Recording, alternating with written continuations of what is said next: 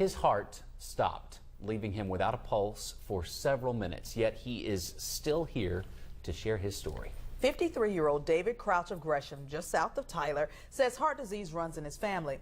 What he didn't know was the heart attack he was about to have would leave him with a 1 in 10 chance of survival. He shared his story exclusively with our Lexi Cook, who joins us now. Lexi, I understand this is not only a story of beating the odds, it's also about an incredible twist of fate that probably really helped save his life. That's right, Anissa. I met David Crouch on the 1-month anniversary of his heart attack. It was the first time he stood on those same stairs where he collapsed that day. Doctors say if he would not have fallen where he did, we would not be hearing this story tonight. And now Crouch is thanking those doctors who he says performed a miracle. Good morning, sir. How are you? Good morning. You're looking a lot better today. I bet you I do. David Crouch is being reunited with the men who saved his life. Their paths crossed on January 7th, 2014, a day they will never forget. Crouch was out grilling in his backyard when his chest started to hurt. I felt like almost like when you're growing up and if you play baseball and you got hit in the chest with a baseball, that's what it felt like. I went right outside and tried to get some fresh air. And that's when I just walked in and said, get me to a place. 8 minutes later, David's wife, Janie, pulled their car right in front of this ETMC clinic in Tyler. When I got out of the car and I seen the head sitting there, and that's all I remember. Janie remembers every detail. I see him like turn around and collapse straight to the ground. He looked at us and said, I can't feel my left arm, I can't feel the left side of my body. Yeah, bounced off here and then bounced off that. And hit your head. Hit my head, and I still have the knots in my head.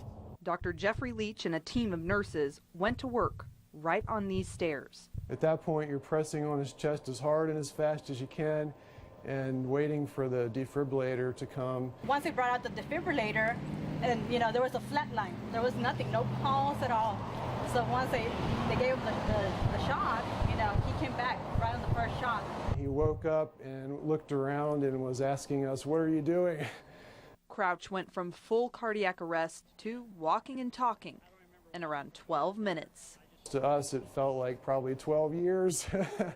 The first thing Crouch remembers is his ambulance ride to the hospital.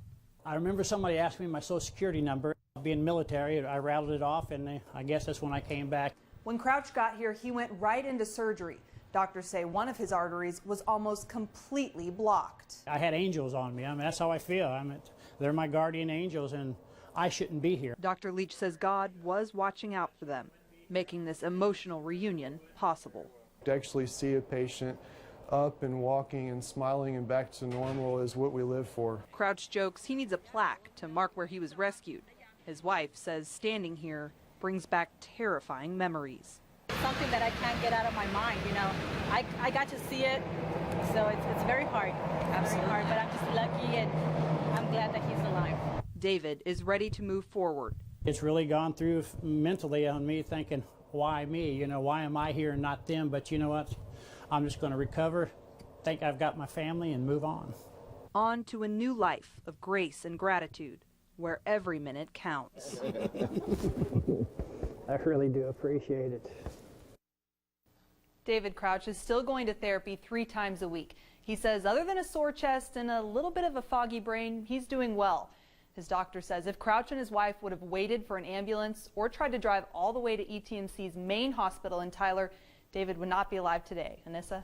That is an incredible story, Lexi. Did the doctors give you any advice about what people should do if they think someone's having a heart attack? Yeah, they did, Anissa. They told me the first thing you should do, of course, is call 911. They say it's also important to know what emergency care options are closest to you. They say all fire departments are equipped with defibrillators and have people who are certified to give CPR. In David Crouch's case, he and his wife decided they would not wait for an ambulance and headed for that closest emergency room.